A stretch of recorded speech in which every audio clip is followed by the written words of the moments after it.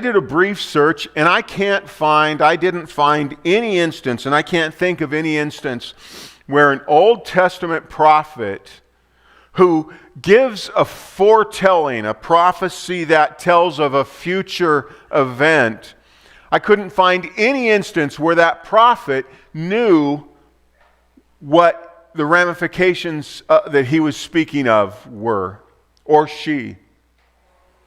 When a prophet foretold, they didn't understand the foretelling. They didn't understand the depth of it, the ramifications of it.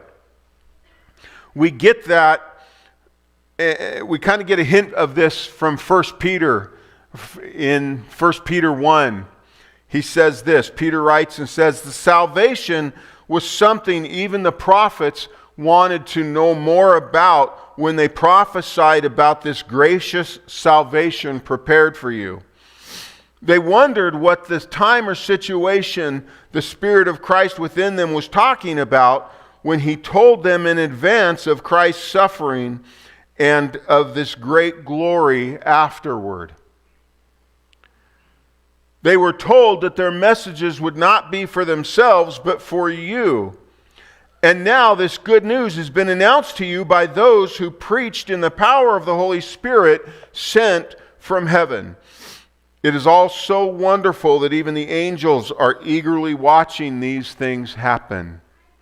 So the angels didn't even understand the foretelling, because it was God's to understand. And man's message to try and work through and figure it out.